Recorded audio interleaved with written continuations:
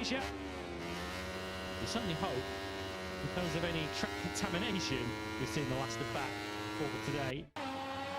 Whether we've seen the last of the interference from outside factors, well, that's to be seen. It's got a little bit dark again. Earlier on this morning for the MotoGP pre-practice one session, it got dark and very wet very, very quickly. Here's how we finished though this morning in Moto2 pre-practice one, and it was a good morning for Jake Dixon. Just overall, his margin of supremacy. 10th of a second he had over Albert Arenas, David Alonso, Dani Holgado for Aspar, Diogo Moreira, the lead on in. Not that it counts for anything yet. And the likes Barry Baltas, Philip Salac, Mario Adji, and forwards Alex Escourage. So, looking to make improvements from the session this morning. Perhaps expected to be up the sharp end, the likes of Senna Regis, who's in 15th place. We wait to see whether Joe Roberts will join us in this afternoon's session after he had a big crash in free practice one, coming out of turn 2 this morning. Last year's pole sitter, he had a crash this morning, which left him down in P20. Just a surprise, seeing him down in 25th position. Truly, was count for nothing, except for a nice guide for us as to what we can expect this afternoon.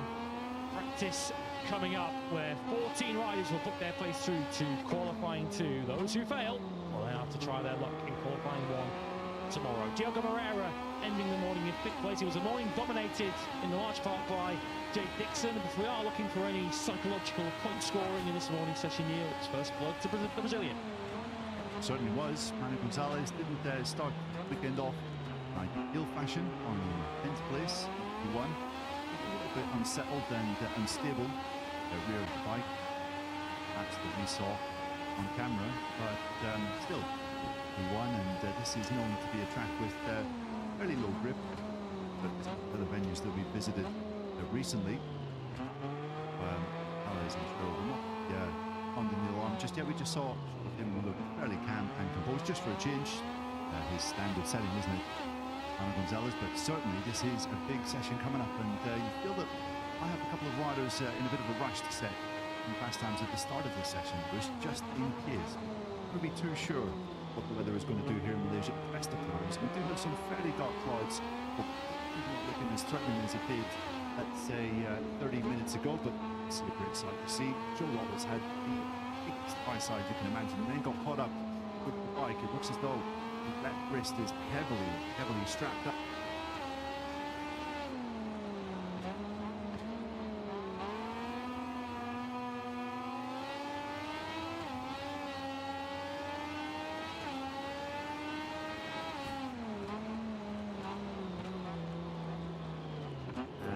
Unsurprising. Well, great to see that Joe is going to take part.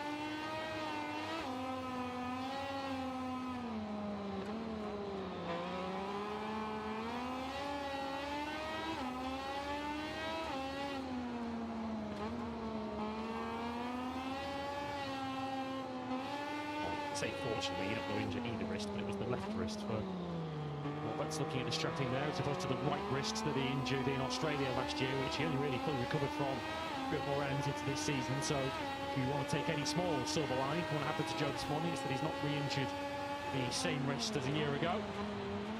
But here is your unquestionable pace setter from this morning.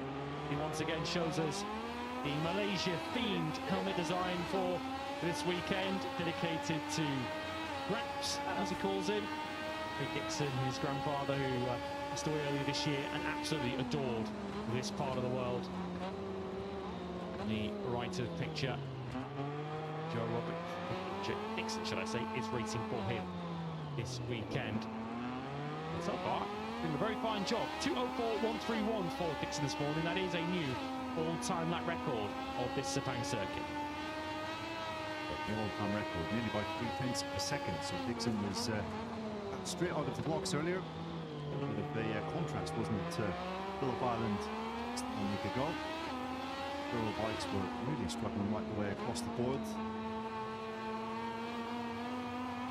Hands forward. Second, Gonzalez, Fabio Quartararo. Good work is going into some of those signs. Fans are holding up. This is one of the more varied, I think, places you can come where see fans of riders from right the way through Grand Prix paddock, whether they're in the MotoGP Championship or somewhere on the back of Moto3. Seems to be a great variation in support here amongst the Malaysian fans. And there are thousands here on Friday afternoon. Usually here where we see that pocket of the Tony Arbolino fan club that resides in this part of the world, make their voices heard. Arbolino was up in 7th this morning, just behind that man, Celestino Vietti. Quickest last year's winner on a 2:04.6. Very, very early days. And of course, the picture may change as we go through the weekend, but the Boscoscuro is much more competitive versus the Calyx than they were really at any stage in the Phillip Island weekend. Good for the Salach, who was 12th quickest. Put in a grand total of 15 laps this morning, which was in line with what most riders did earlier on today. No initial signs of the shoulder injury which forced him to cut his Australian Grand Prix weekend short. Fans of all ages are watching on part of this Moto2 session, delayed by about 35 minutes we are. Going in, but yeah, see Philip Salach out there, and doubts as to whether he would even be able to do this week in Australia. But that run in FP1 this morning, and the golf time was come with minimal physical exertion. I'm sure it was really sweaty work when he was on the bike, but the Salach okay to compete again.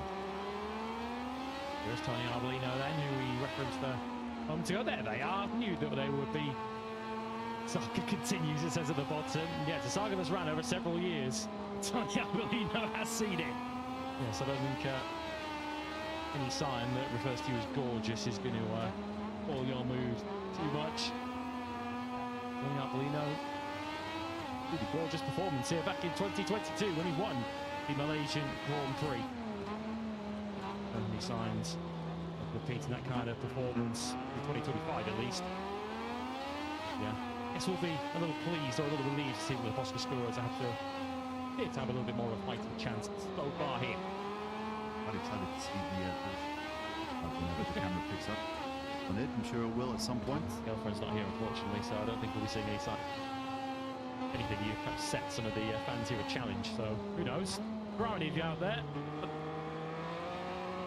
Oh, voice is heard. Marcos Ramirez will be looking to put his case forward, show why he belongs on this grid next season.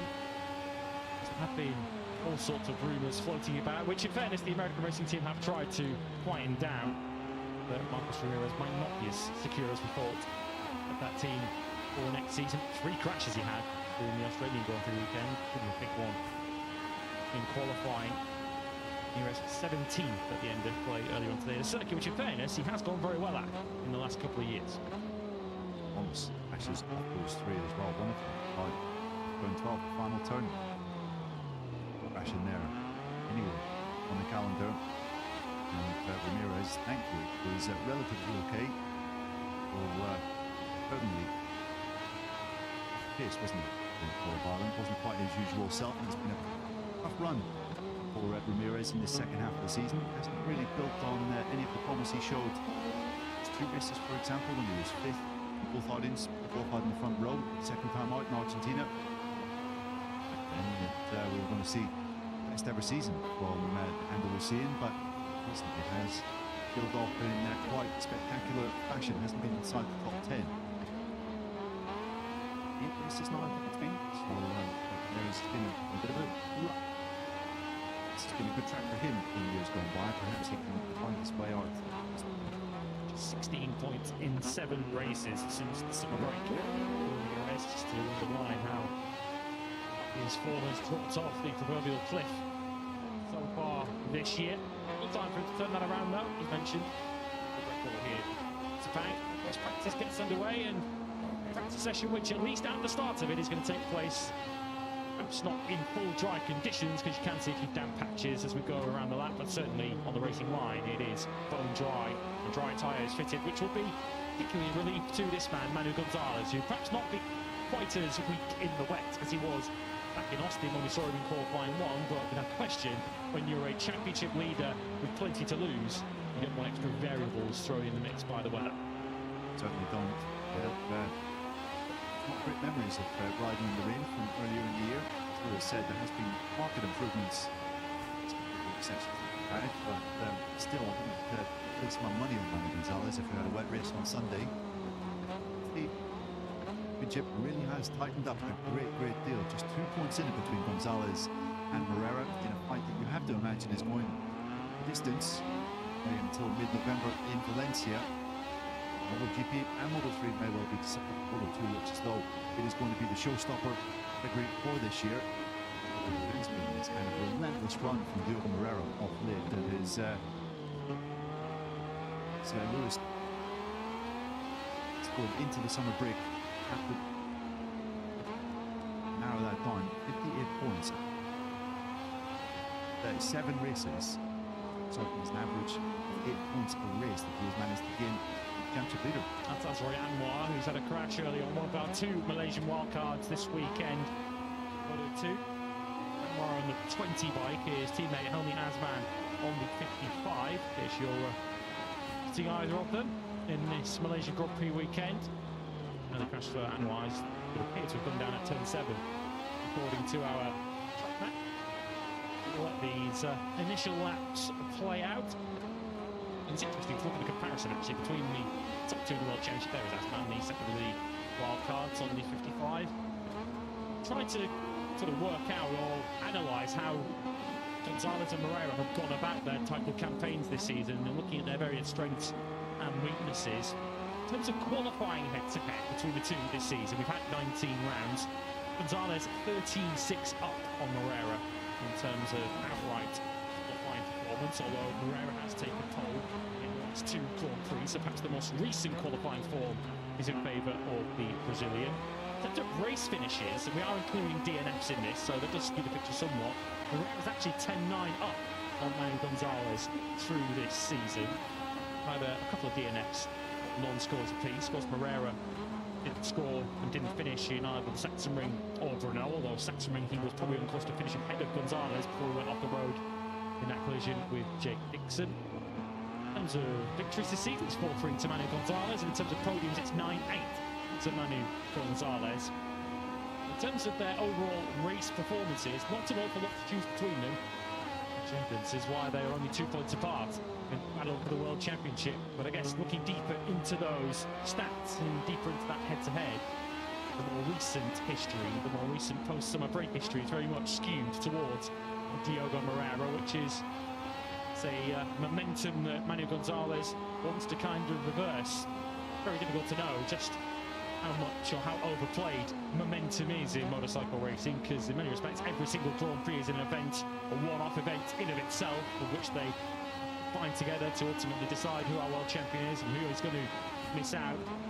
So with every Grand Prix comes an opportunity for Manuel Gonzalez to reverse that momentum, but it's all about, I guess, putting out of your mind the Grand Prix that have come past and the points that Diogo Moreira has come out of you. And I guess if you're Manuel Gonzalez or Diogo Moreira, you're essentially starting the season from now looking at this as a 3-round championship.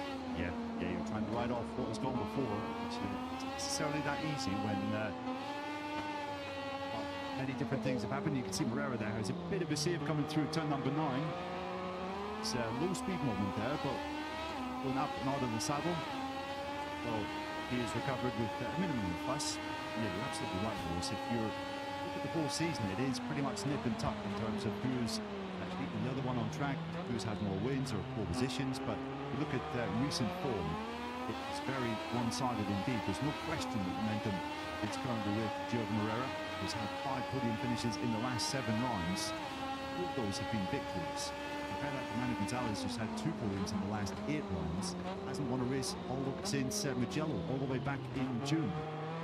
So you wouldn't count Gonzalez's recent run of 3rd, 4th, 6th, 5th, DNF and 7th as championship form.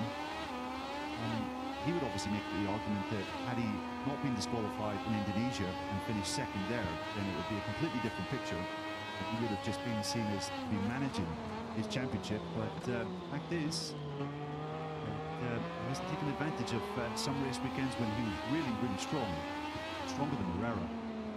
And perhaps he was maybe thinking about the championship too much rather than really going in for the kill when it was possible. So Gonzalez knows that basically, as Lewis said, it starts from zero here and go on the attack once more. What the fascination of the mental approach, the mental battle that the riders face when they are fighting for a world championship, because in many respects, it's easy from our point of view up in the commentary box to say, well, from Manny's point of view, why don't you just continue doing what you were at the start of the season? That's what put you in that position. You got in that position by attacking, by getting yourself on the corner of the grid, by not being conservative, not being cautious. But I guess it's human nature, isn't it? When you've got so much to lose, when you have the luxury of World Championship points lead to try and manage through the end of the season, I guess it's very easy to go into conservative, conservation mode and to just think about being risk averse rather than ultimately trying to go for the big points when you have so much to lose. Remember World Championship winning crew chief Peter Baum saying on a couple of occasions that going into the summer break with a pretty healthy margin in the championship can be a really dangerous thing. Peter experienced that with Stefan Bradl, I think, in the 2011 Moto2 World Championship, and he was miles clear of Marc Marquez going into the summer break. The same thing with Danny Kent in 2015. Kent eventually won his Moto3 Championship, just had a crash for Jorge Navarro. That's his second of the day. Just on turn 9 earlier on. He's come a cropper up at turn 1 on this particular occasion. But yeah, start the season in a blaze of glory, and then when it doesn't quite manage to come together, start the second half of the season, suddenly you find you're riding a bit defensively, and it can be very, very difficult to kind of reverse that mindset where you're going from defensive riding into, oh no, I have to attack again. And suddenly pressure just starts building up, and it can be a very difficult thing. They went on to win those two championships with Bradl and with Danny Kent, but I think they were maybe a bit too close for his riders' liking in those particular years.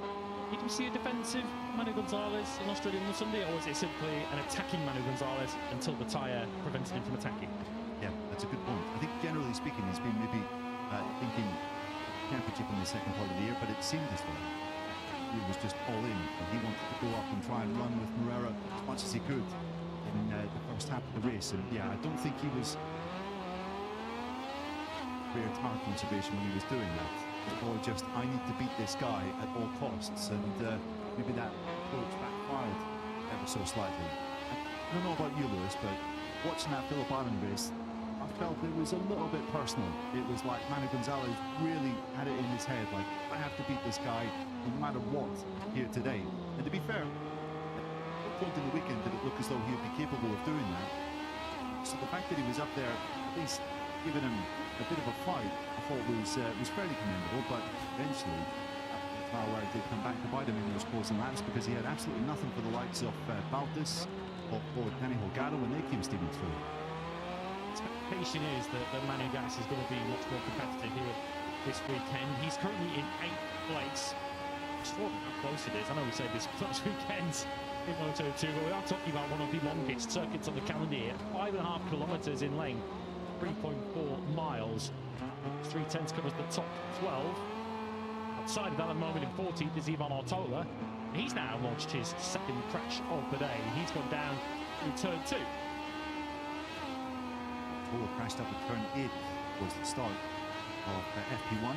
Crashed at the start of practice, and it was not the best way to try the speed on the Moto2 machine on your first visit to a circuit. For the day of the MSI squad, his teammate for this weekend, Harrison Vogt, also suffered a crash in Q1. Had a decent early lap in this session. 15th, second off coming up in his fastest time. It's really worked out for him. Turn 1 does seem to be a bit of a problem for him. Turn 1, turn 2, we also saw Roberts have that massive crash high side coming out of turn 2, which eventually put him through turn 3, but he fell that far. It's just pointing out on the timing screen so far, understandable. The Californian is feeling his way into this session, you have to imagine. He's 5 seconds off Arbolinos' quickest time. Still third last for the moment for the American racing duo. Marcos Ramirez only in 27th place on a 2:07.3, but still very early days into this session. to get more competitive, assuming Joe Roberts' physical condition allows it. So, shapes the off-camber final corner. Winner of this Moto3 race here last season. Podium finisher a week ago. Phillip Island was Alonso. Some physical toll on him in the last stages. Alonso hung on second place. More yellow flags coming out. It's a sessional breakout soon amongst all these yellow flags. Turn 4 this time has seen the yellows come out. Danny Munoz, who's responsible for those. 17 goes down. Munoz has had a really strong start to the session. He's up in third place. That could soon change though, because here comes the World Championship leader who's attacking Aaron Canet here into the final corner. Manu Gonzalez looking to get on this session, and he very nearly took the front there as he came up the inside of Aaron Canet, so it's just not quite coming together yet for Manu Gonzalez. There are enough signs to suggest that he's competitive so far here, and he cannot string the act together. What looked like P1 ends up with a P8 time and no improvement on what he'd done so far. At 2:04.7 is Gonzalez's best. He's less than 2/10 off the pace, but that's currently only good enough. P8. It's a little warning ahead of Sunday if he's trying to make an overtake into that final turn. Where the limit is, he was right on the limit there. He tried to overtake his compatriot. Gonzalez has been absolutely adamant right the way through the season that the rider that's currently in front of him, number 44, Aaron Canet, was going to be the one to watch. World Championship distance, and you can see they're bouncing over the curbs on the exit of turn 4. Manu certainly is absolutely on the limit here at the start of this practice session. And here is a replay on the inside of Canet, going to plan at the moment, and you can see the front just a bit of a move there, and wow, actually a pretty impressive save on his left knee. It's the risk you have with that negative camber corner. It's easy just to drift out wide. Saved it on his left knee. Of course, what Manu can't afford in a session like this is a crash. It's practice session impressed the team. Perhaps one slightly calmer afternoon experience than that. Crashed in both sessions of Friday in Australia to Gonzalez, which didn't cost him a place in Q2, but cost him valuable mileage and homework that he could put in ahead of the Grand Prix itself on the Sunday. So Gonzalez avoiding that particular pitfall this afternoon. Arbolino fastest for the moment then from Salach and Munoz. It's looking good once again from a Boscascuro persuasion. First, second, fourth and fifth with Guevara and Dixon next up. Moreira sixth ahead of Arenas, Gonzalez, Alonso and Canet. He's in 10th place. Shout out for Alex Estridge, the 11's up in P11.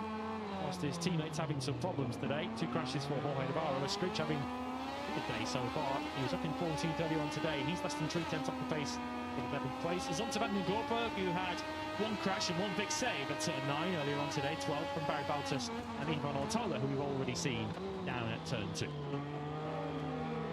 I have been wondering what was Phillip Salach doing, putting his knees on. He was ferrying on the run down the back straight. That was just to increase the basically area of slipstream for Jake Dixon, his teammate behind, to hopefully improve his teammate's top speed. Very promising start from 2 Mark PDS runners here in this session. We temporarily lose our screens. If we're not reacting to what you just saw with Barry Baltus, it's not our fault. We faded to black, unfortunately, here in the commentary for a moment, but we're seeing clearly now as Barry approaches third 14. Going back to Salach, I bumped into him yesterday. He was up for a bit of a briefing media centre and asked him, so what actually happened with Phillip Island? He talked about having this moment which tweaked your shoulder. He said basically he was coming through the head shield. Imagine what happened with Manu Gonzalez, where he tucked the front and just slid off, started barrel rolling through the gravel rope. Phillip lost the front through the hay shield, somehow managed to stave it on his right elbow and pushed himself back up. In that movement, I think his shoulder somewhat, and he said it was a miracle that he didn't actually crash. And we know how fast it was through there, well over 100 miles an hour. So what a pretty heroic way to tweak your shoulder. It wasn't as if done in a kind of slow speed manner. It was been scary as well. So having built his physical condition over the last couple of days and be so competitive here, I think is pretty impressive going at the start of this practice session. There's Munoz, who has at least got his iron machine back to the box. We haven't seen his crash yet. The bike is just in the foreground there. I think we're about to see it into turn 4. Stepped out a little bit under braking. mid-corner. A lot of damage done to that machine, so Danny Munoz, who mentioned, is having a very fine session so far in terms of his performance in his pace. P3 at the moment on a 2:04.719. Return work to be carried out. IO box. Lap times are around about half a second off. We saw earlier on today. Jake Dixon's lap record of a 2:04.1. Doing 2:04.6s. Lino and Stella. Sun has come out. Track temperature will have gone up ever so slightly, although perhaps any rubber that had been laid down was washed away with that monsoon that came in, and some oil to be thrown in for good measure during MotoGP and the sessions following that. Just having a quick look on timing screens here. And the riders that are currently circulating on track, the likes of Aaron Canet, for example, David Alonso, all doing high 2:05, good highs basically in this session. And Practice as well, Senna Aegis in the low 2:06s. Gonzalez is doing high 2:04, so essentially about a second quicker per lap than Canet and Alonso. We know that this is what his lap of the session, 8th lap now, is on. So Gonzalez may be down in 8th, not troubling the fastest times of the session on this run, but it's look fairly promising in terms of consistency. Moreira's also doing low 2:06s at the moment. He's just in a 2:06.1 on his most recent lap. Albert Arenas is also doing pretty active sector times at the moment. Arenas just came across the line a moment ago on a 2:05.040, which compares quite favourably to what Manuel Gonzalez is currently doing. Follow the World Championship leader onto the back straight. Alongside the spectacular grandstand, which is a bit of a trademark and a symbol of this Sepang circuit, the double-sided grandstand, which we're part of. In the country box, we're the other side of the grandstand, as you now look on your left, with a wonderful view of the back straight approaching the final corner. We'll just have up to do so. If you just head round to the other side of the grandstand, you'll see the start-finish straight, where Colin Vire is currently approaching. We could have two IO bikes inside the top four very shortly. 26th at the moment for Vire. He gains 13 places, just to underline how ridiculously close Moto2 is today. Colin Vire is less than a third of a second off the pace, but he's barely in the top 14. Less than half a second covering the top 14 riders as it stands, which is fairly remarkable considering we are within half a second of the outright circuit record here in the Moto2 category in this session so far. You have to imagine that we're going to get pretty close to the lap record, maybe even surpass it towards the end of the session when the riders stick in soft tyres and go for a fast time. But as it stands, the riders right there working on the race with them. Aaron Canet, after leading Manuel Gonzalez around for several laps, has decided to come into the frantic box.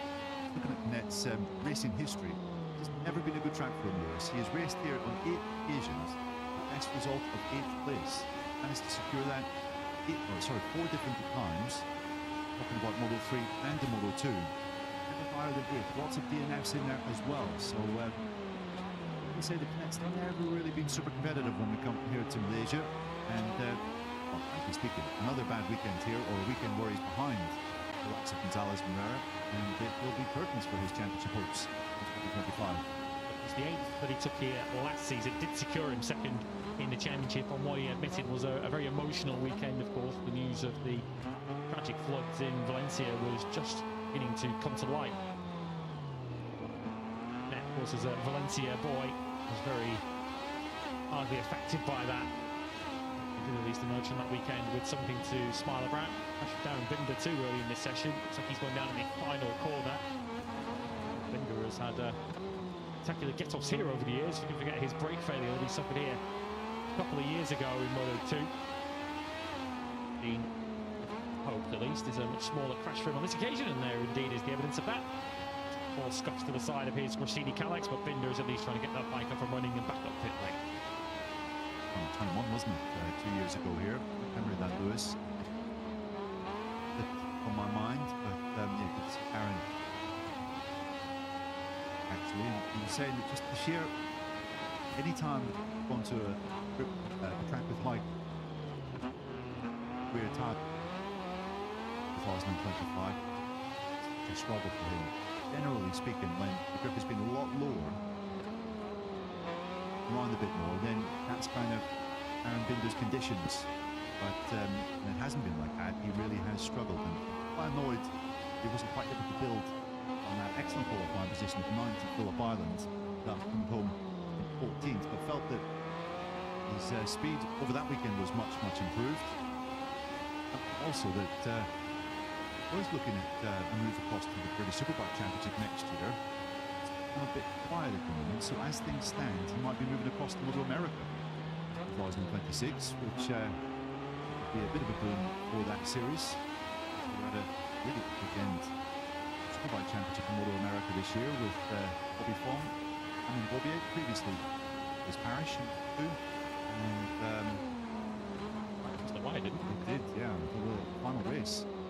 Josh Herring as well. Sorry, that was the third name in that title fight. Really great spectacle on a line there a couple of weeks ago.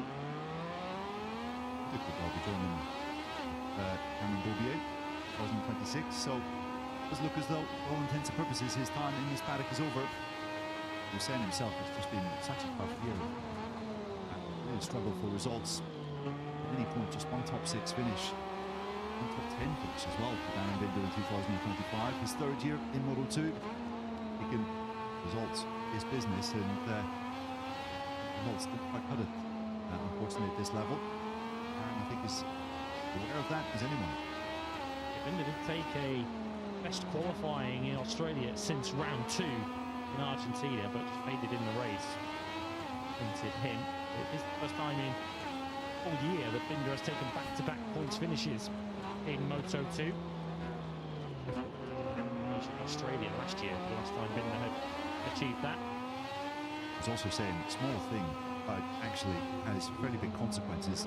It isn't all Italian side of the garage that he faces, and while he says his technicians are very capable, good engineers, language barrier is really quite a big thing to overcome. So this telemetry engineer speaks pretty good English, but sometimes communication just isn't quite what it needs to be communicating in high stress situations.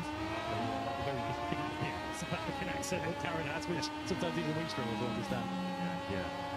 It's very keen to work out. He wasn't saying anything negative about their capabilities as engineers or with the senior team. It's just sometimes that language barrier can be a bit of a tricky thing to overcome. So yeah, it's another perhaps reason why it just hasn't quite done the plan for the this year. So what kind of lap times is Diogo Moreira doing at the moment? Gonzalez did eventually pit at the end of that run where he was doing fairly consistent low 205s. Moreira largely trading in the low 206s, 206.5 for Moreira. He's now put 11 laps on those tyres, although it's difficult to know just how much to read into this from Diogo Moreira's point of view. He generally just finds an extra gear on the crucial moments of the weekend anyway. And Moreira is doing pretty consistent lap times, perhaps just leaving a little bit of margin in hand for when he truly needs it. I was going to say, because he's out there alone. Yeah, he's not following.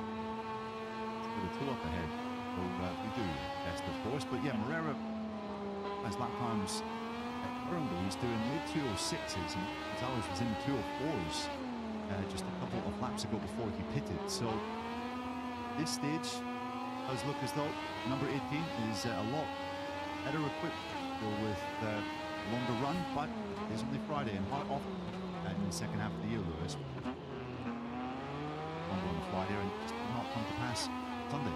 What's interesting too is that Gonzalez, in terms of outright fastest lap times, although he did make that mistake when he was passing Canet into turn 15 when he potentially could have gone P1, place behind Diogo Moreira, and we have had Grand Prix very recently where Manu has looked the fastest rider in overall race rhythm, but he's been stuck in traffic. We thought in Motegi when he took pole position, he would be very difficult to beat. He had a nightmare start, ran into Celestino Vietti and picked up a penalty for only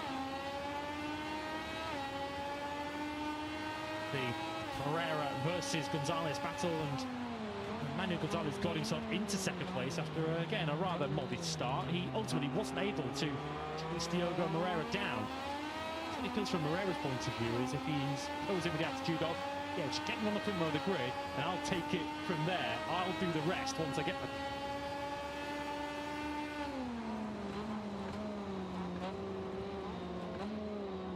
Up at the front of the race. Manu Gonzalez generally has good as he's been, and he has produced some great comeback rides, particularly at our the front when it comes to Moto2 winning. Yeah, that's a good show. Yes, there's been a couple of exceptions. You mentioned, speaking, he has.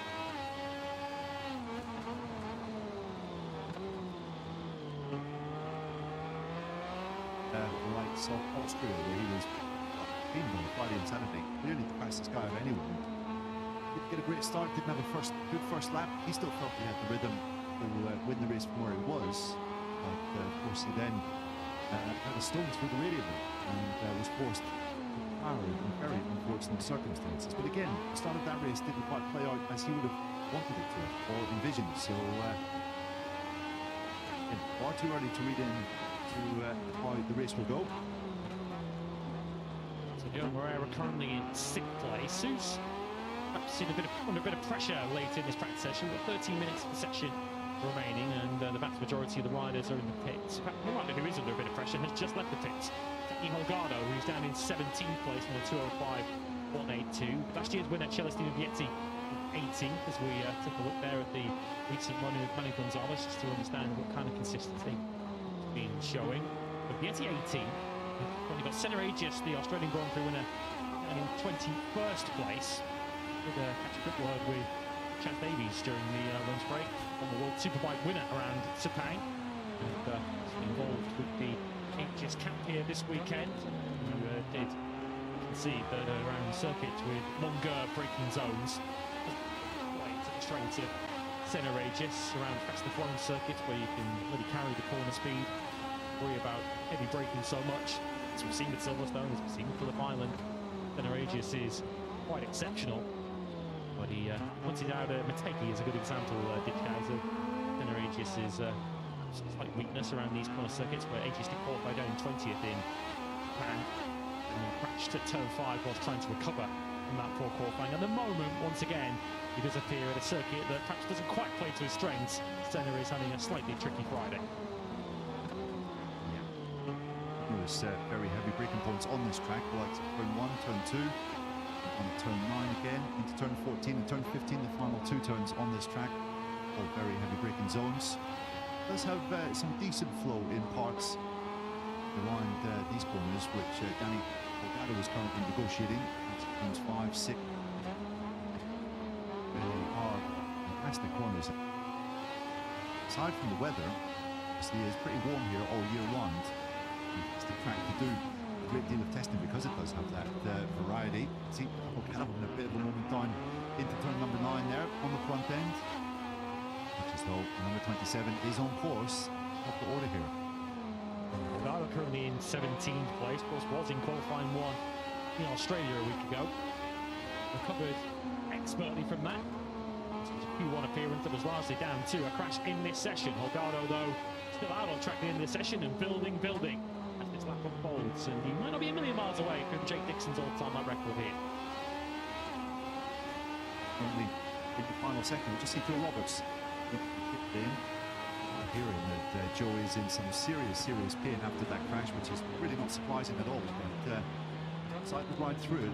I'd say even though he's done in 27 feet, 2.5 seconds off, only huge bang earlier today. It was pretty stuff. Only as Danny Holgado does go faster, it's not in that record or not even really close to what Jake Dixon was able to do earlier today. But a 2:04.6 is enough to lead this practice session. Holgado jumps up from 17th into the lead. Coming up a lot in the top speed tracks is Holgado, 8 kilometres an hour to the very fastest. That was a blowing on the curb there as he struck up speed to turn 7. It's a corner you have to be millimetre precise in, because turn 8 is immediately in your face once you've completed 7. It's so important to get the run out of 8 down to the back straight, which leads up to turn 9. A lot of advantage that he had going into the final sector. He lost all but 5,000ths of it over Tony Arbolino by the time he reached the finish line. But Holgado continuing on his way and once again setting red sector times. Getting a little bit unsteady through that change of direction. Coming out of turn 5 into turn 6. Very spectacular indeed. There's Danny, the back is moving quite a bit under him, but you can see he's wide on the pace here. Stick stuff to watch, and one of the more impressive things, as well as the victories that he's secured this year, 2 of them in Barcelona and in Japan. He's now 6th in the World Championship. It shows that just as well as those great results, he has more often than not been fairly consistent in there with the whites in the sharp end. And certainly since the summer break, he has been a regular there. I'll be the first one to hold up my hands and admit I was not expecting this from the number 27. He's been, along with Barry Baltus, I think, the big surprise of the season in this class. Earlier on this morning, but it's worth reiterating, Holgado can wins the Rookie of the Year prize here this weekend. He scores 2 points more than his teammate David Alonso on Sunday afternoon. And over 17 laps, then Holgado will be your star rookie of 2025, which you will fully deserve. So far with this season, is he going to get the final sector slightly more correct this time? We saw him lose a lot of time to Arbolino last time. Has he put that right? The answer is sort of. 2:04.320 now for Holgado. He's now 3/10 clear of Tony Arbolino. I think Rookie of the Year of that.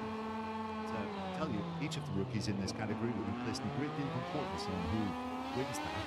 And your competitors for that gong in Moto2 in 2025 are David Alonso, Colin Veyer, and reigning World Supersport champion Adrian Huertas, or I should say former World Supersport champion Adrian Huertas. You can see that the competition is fairly fierce. Congratulations to Stefano Manzi, who clinched the Supersport crown in a week ago. We won Superbike machine and did a pretty good job by all accounts on the Yamaha machine. So Lopez, who's having a very uncomfortable ride out of 9 and very nearly got in the way there of the MSI Boscoscuro right behind him, Ivan Artola, who once again is rebuilding a session after a crash. And they had a face full of another Boscoscuro there, with Lopez lighting up the rear tyre. On the way out of turn 9, Lopez at the moment down in 17th place. His teammate Chelsea Novietti 1 place behind in 18th. Some of the early optimism from this morning is in danger of seeping away. So, your hats, you feel in this final 7 minutes we're going to see quite a bit of movement inside the top 14.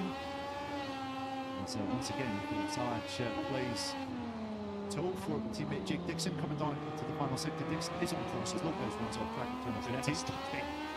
Dixon is on course to go second here with his lap time as he comes across the line.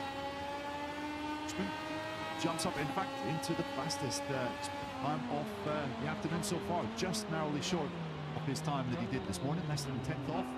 Dixon now sets down a marker towards the end of this session. Probably Holgado's losing a little bit of time relative to the very best through there, because Dixon overturned a pretty sizable margin to go top in the end. And look at what Alonso Lopez has been up to up behind Dixon. He had his elbow down there in the middle of turn 1. Dixon from Arenas now, just as we ended in pre-practice 1 this morning.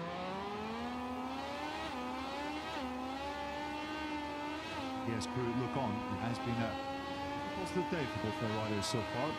Dixon this morning, fastest in this session as well, although not long. Look at this from Manny Gonzalez, look at this from Barry Baltus as well. We're seeing a whole host of red sectors on our time and screens. Also for Danny Munoz, Yuma Sasaki, Albert Arenas and David Alonso all going very quick, as is Colin Veyer too. Nowhere to look on this track at the moment, but we pick up with the 2 Impact GP boys. Gonzalez currently touring his teammate Sandy Aegis around, and Aegis is on course to jump up and make big progress towards the end of this session here. So we're keeping an eye on Aaron Canette's sector times too, because Canette's on the bubble at the moment. He's 14th place, could get contact with Aegis. Improves once again, that point moving around for Gonzalez on the way out of the final corner. How much damage has that done to his potential session topping climb? Not enough to drop in behind Dixon. A 2:04.166 now for Manu Gonzalez. Aegis behind him improves and just creeps into the top 14 at the expense of Canette. Decent stuff then from Aegis. At the 13th, will that be enough for spot Q2? Automatic spot Q2 tomorrow? Probably not. We need to improve on that again. See if Barry Baltus is able to depose Manu Gonzalez from top spot. He's going to have a nice little toe coming across the line from Danny Munoz. Could this be another new lap record here at the Spanish International Circuit? It is not. Why? 4th place for Baltus. Then is coming towards the final corner now. We now are right on board with our on 16th at the moment, up to 7th. He's less than 2/10 of a second up the pace. So it's now Moreira we need to keep an eye on. The second in the championship, the Brazilian's currently down in 13th place. Zonta van den Gorberg has gone down for the second time today. And Harry Canet there with an apology to one of the Honda Team Asia riders who he nearly clattered into on the outside of turn 1. A replay of that, but I think Canet misjudged just how much space he had in the outside of turn number 1 there. Van der Gerberg's had his second crash of the day. It's started turn 4, of course, yeah. Zonta losing the front there in the best of days for the Dutchman. Down in 17th. So his chances of 14th place in his practice session are as good as done. And here's what happened with Canet. It was Yuki Kuni who was on the edge of the track, and Canet, looking at the screen, I think, got somewhat distracted, only momentarily. And he's lucky that Kuni saw him coming. Yes, yeah. That's it. Acknowledged that was certainly his own mistake. And again, keep your eyes on the track a little. Yeah, there's the big screen just off to the left, and then all of a sudden, whoops, there's a Honda Team Asia rider right on my left that I need to steer clear of. So a little hand of apology for Canet. We'll see whether the stewards choose to have a look at that. Look now at Diogo Moreira, who could really do with this lap just to give himself a little bit more comfort zone at the moment to center ranges. 11,000 to a second at the moment between Moreira, potential qualifying 1 here this weekend. Let's see how he completes the final sector, and he now climbs up into the top 10 for 2:04.6. That means he is now safe by the massive margin of a 10th and a half. It is so tight in this session, just 0.6 of a second covering the top 14 as it stands. Justin Vietti's another one looking to do a late rescue job here in practice. We haven't spoken about last year's victor at this circuit in Moto2 that much today. Well, it looks as though Vietti has lost big old chunks of time with sector number 3. Getting more than half a second back in the final sector, so Vietti's going to have another go on his next lap. AGS, after briefly getting himself up inside the top 14, has been pushed back out again after the improvements from Tony Arbolino, Diogo Moreira. Squid just somehow found himself up inside the top 8. That's an impressive time from the forward factory team rider. Just about to draw attention to that. A 2:04.462 for Alex Escridge, who did put in, to be fair to him, a 2:05.1 this morning, which put him inside the top 14. But at the moment, he's improved 4.2 for time this year. The cruise for Marcos Ramirez in American racing at the moment. He's in 27th place. Roberts has got himself up to 24. A 2:05.2, given how he's feeling, just a second up the pace is not a bad lap time at all. It's not going to get the American through to qualifying 2. And at the moment, after half a second went missing in the third sector, this isn't going to cut it for Ramirez either. Really struggling in sector number 3 is Marcos Ramirez. Would not be surprised. His confidence took a real battering after a couple of those fast crashes. Saw him fall down in Siberia at one point during the Australian Grand Prix, and totally was fighting. He did the same on Saturday. Qualifying from that final turn. A couple of really fast crashes like that. Understandable that maybe confidence and lack of feeling like it's just a little bit less than what it should be, but Ramirez does improve into 20th, and we are of course talking about such fine margins here, less than a second off. He found himself down in 20th, but it looks as though it's going to be a trip through Q1 for the Andalusian. So we've got Artola, who's trying to bump his fellow rookie out of the top 14 here for a second crash of the day. For the MSI rider, he'll improve on this current lap.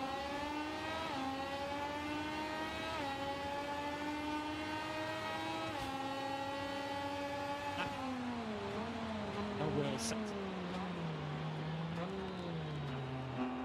The Indonesian through. Stops on a good run. Get on the main straight to start his final lap of the afternoon. Artola needs to improve by over a 10th of a second to find his way into qualifying 2, but has he got any remaining grip on that super soft rear tyre to achieve it? Oh, no, he hasn't. There's your answer. Goodness me, even Artola's already had 2 crashes today. Very close to adding to that tally. To lose the front yet again down in turn number 1. I think we have seen the very best of the soft rear tyres, Lewis, because grey sectors coming up on our screens for the riders that haven't yet taken the checkered flag, as we see replay of Artola. Just moving out Mario Aggi, but goodness me, probably would have gone midway round turn number 1. See that knee and his elbow. Some looks of concern done in the MSI box. Well, you might say that, Ivan. They might be saying after we've already had to make some relatively minor repairs on 2 occasions already today, that Ivan dropped the blade down the road, avoided a third there, so I guess we'd call it 2.5 crashes for Ivan Artola today. The technician there said you'd be doing the repairs on the bike if Staying until 11 o'clock tonight to fix that. well, thankfully he hasn't given him that headache, so great to see if that from Artola to pick up with Aaron Canet. Nothing really of note to tell you about on our timing screens. It looks as though the order that you see on the left-hand side of your screens is what we're going to have. It's these final practice standings, and Ana Gonzalez has been the benchmark in this session. I'm sure we go through the lap-by-lap analysis at the end of play, Lewis. We'll be picking Gonzalez out as potentially favourite going into Saturday. It doesn't necessarily mean too much, as we've seen across the last 2 months or so of Moto2 action. Good to see, though, that championship contenders are relatively there in the mix. Canet in 7th, Whitmer in 10th. Really strong day for Jake Dixon, first this morning. It looks as though he's going to end the afternoon in 2nd. So much will hinge on that crucial 15 minutes of qualifying 2, which all of the championship contenders are through to. One of the qualifying sessions of the season last weekend in Phillip Island, where each of the 3 title contenders have their own stories to tell. With Moreira setting that record, with Canet recovering from that big crash at the start of the session. Instant with Cooney. Cooney has to leap out of his way, and Canet was preoccupied with being where he was on the big screen, and it's the further proof of how ultra polite Yuki Cooney is. He puts a left-hand methodology when he's done absolutely nothing wrong. There is the screen highlighted to the left of your screen that Aaron Canet was looking at just to check where he was in the timing tower, and a brief glance to his left. Focus back on track. He did see him edge quite precariously close to himself at the edge of turn 1. Thankfully, it was just a very scare of any further repercussions, but I guess Canet can be happy enough with that. Lewis, not so far away, just over a 10th of a second off Ana Gonzalez's quickest time, which is more or less around the fastest lap we've ever seen in the Moto2 class here around Sepang. In case anyone was wondering whether Manu Gonzalez was feeling the heat of the title chase, Manu, at least this afternoon, provided something of a response. It's fair to say that it was scrappy at times, free practice one. But I don't think anyone can argue against the fact that that is exactly the Friday practice session that Manu Gonzalez was looking for. A little bit shaky, a little bit out of control at points in FP1 this morning, did Gonzalez, but I like it. Certainly very fast after about 8 or 9 laps as well, doing laps in the 2-minute 4s, which is kind of the pace indeed. The relative struggles of Phillip Island, where they had just one bike in the top 14. Foster Skuro looked to be back as well. Dixon up in 2nd. Saw good times for Philip Salach, who was shuffled back in the end down to 11th. Tony Arbolino also inside the top 10 in 9th. Just see so much quality, really. It's the fleet of Calixes this year that give on a decent day for Foster Skuro. It seems as though we are outnumbered up at the front. Well, when you look at the top 14, Skuro getting 5 riders by my reckoning through to Q2.